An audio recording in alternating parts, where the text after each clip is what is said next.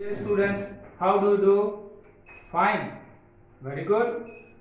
Dear student, today we are going to discuss the chapter Deep Water written by William Douglas.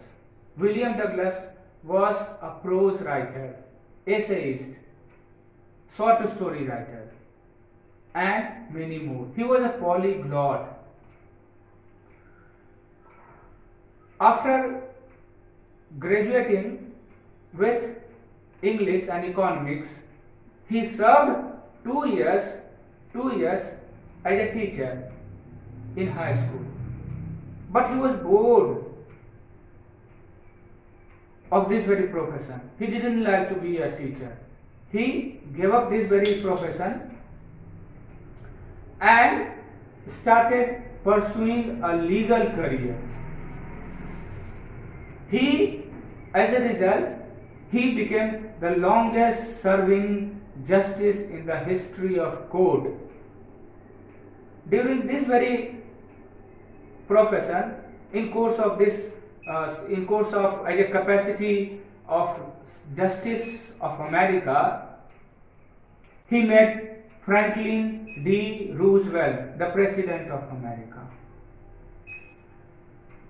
Friendship developed between these two great personalities.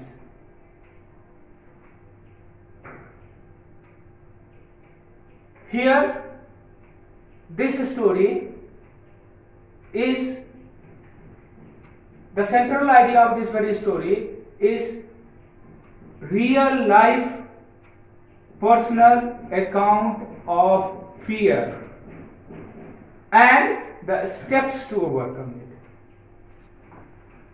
The theme: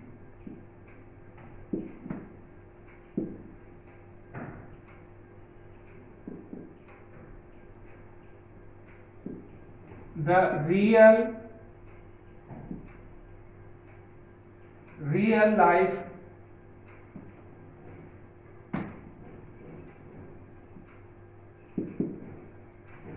account of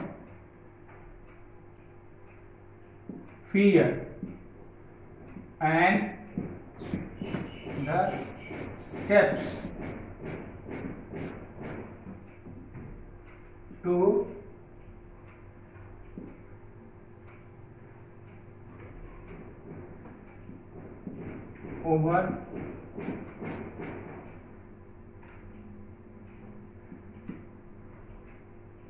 overcome it. The second one, a psychological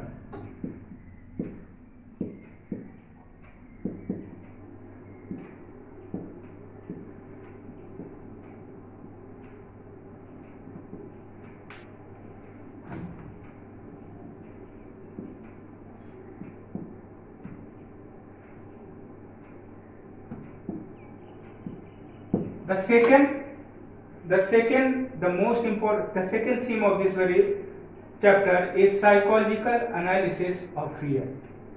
Here, as soon as the story begins, the poet talks about, it is a personal account of the writer, of the short story writer. Here, the writer talks about what happened when he was a child. He was very much afraid of water.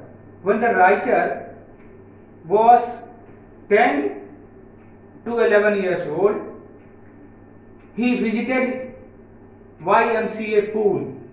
It was a swimming pool, and there he spent hours together. But writer became afraid of water when he was 3 or 4 years old. He was going during that very time he was going to the swimming pool along with his father. Here this story talks about how the writer escapes from being drowned in the swimming pool. the story goes on like this. Writer was 10 and 11 years old. He went to the river and he was sitting on this very swimming pool. This YMCA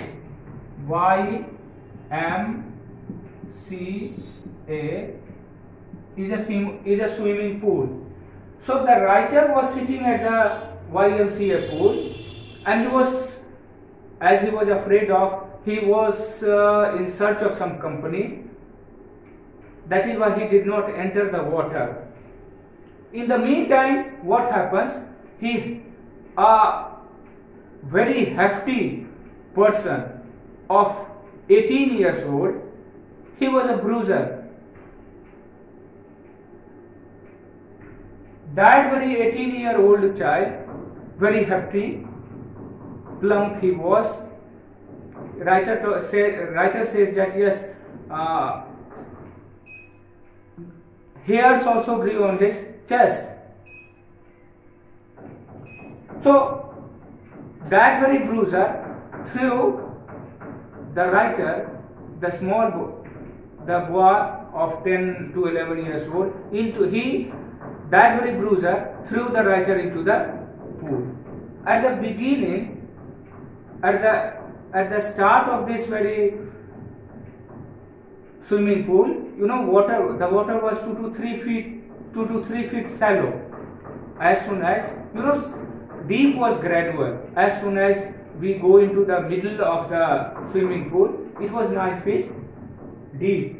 But here he also says that yes, the water of this very river was as clean and white as a bathtub. As I have already told you that it is a personal account of fear and the steps to overcome it. See, this very, in this very story, the writer wants to highlight the fact that courage is the most important thing. And if you do have the will, if you do have the determination to do anything, you can do. Writer didn't know about swimming. He didn't know even the steps, even ABC of swimming. But when that very bruiser threw him into the pool, he tried his level best to come up to the surface of the water. He would bob like a cork, just up and down. He swallowed a lot of water. He was just about to be drowned. In the meantime, he is happened to see by that very bruiser, and some other members came, other members of that very YMCA committee, association, happened to see the writer, and all of them, they saved, drew him from the water. And here the writer says that yes, it was in the middle of this very pool, it was 9 feet deep. But when he was bobbing like a cork, up and down like this, trying to come up on the surface, he started flailing. He started flailing in order to take breath, in order to take air. So in that very course of time, the writer remembers that yes, those 9 feet deep swimming pool seemed 90 feet deep. He was in search of the rope, any rope or any help. He was shrieking too much, but his cry was not heard. Unfortunately, the cry was not heard. This happens. If you happen to if you happen to swim in a river and you don't know, this misfortune should not happen. If you don't know swimming, what happens, or when you are in trouble, you cry a lot, but your cry is not heard by anyone. Same kind of situation was happening with the writer. So we will try to analyze this very story. Two important factors demarcations in this chapter. One, how as a small child he tried to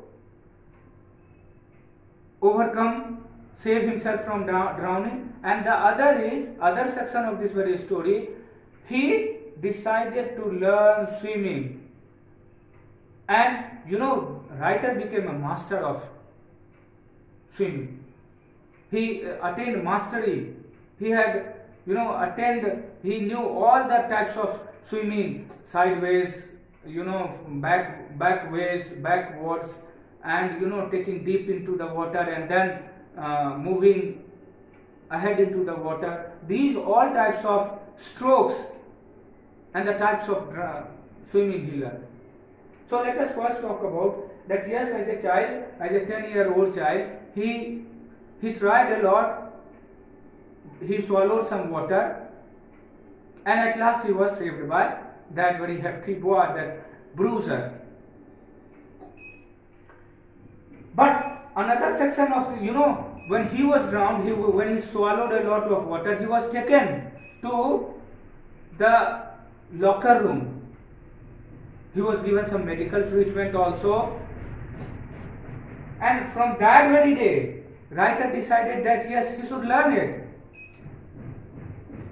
And from that very day, he consulted an instructor. Now the instructor, we are switching over towards the second part of this very story. Writer William Douglas, how he attends the swimming classes every day, and bit by bit he develops himself into a perfect swimmer, professional, like he started swimming like a professional swimmer. And what happened?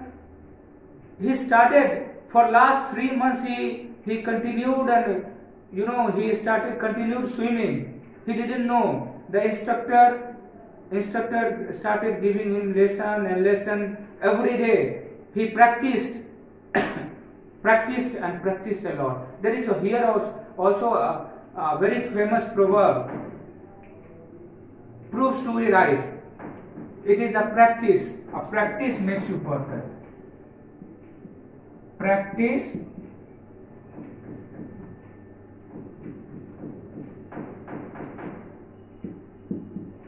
makes you perfect.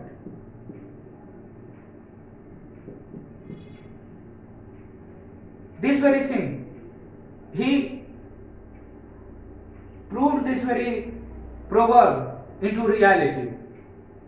And he continued practicing. He worked day in, day out, always thinking and dreaming about swimming and all these. But the fear of water did not get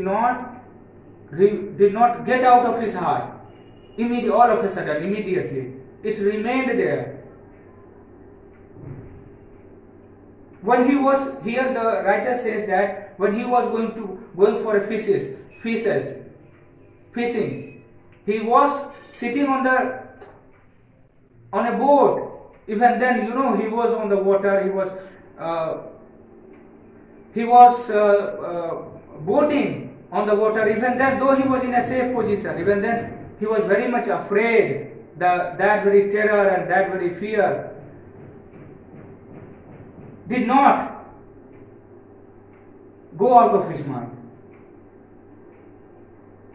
So another section of this very story talks about that how he overcame the fear, how gradually he overcame his fear of water, and he, in course of time, after 5 to 6 months rigorous practice, he himself admits, he confesses, the writer accepts that the instructor built him piece by piece into a perfect swimmer. So here, it is said that comparison and contrast are the tool of criticism. So here let us compare William. Let us compare William Douglas.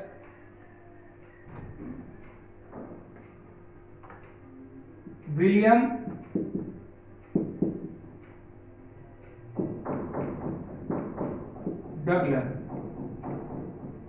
Douglas with the president of Africa. The president of Africa, Nelson Mandela, he too was determined to bring about equality in America. In Africa, I beg your pardon. In Africa, he had the courage, he had the determination, he had the willpower to root out apartheid, the social discrimination, the color discrimination in Africa, and he succeeded in his mission.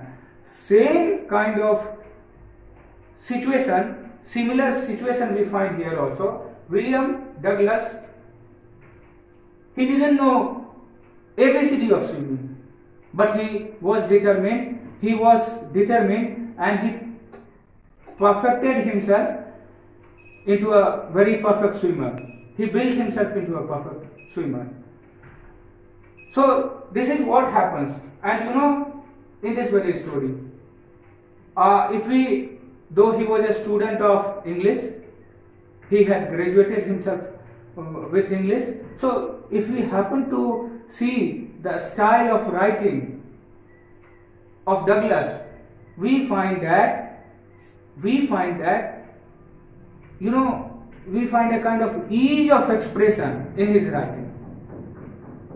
Therefore, we can say that William Douglas was a very good prose writer.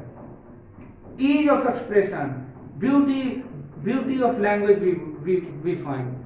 You know, a kind of lilt in his expression, lilt. You know, the way he writes, his style is quite sonorous. You know, that is why he is considered to be William Douglas is considered to be a very successful writer and very good prose writer of America. That's all. Thank you.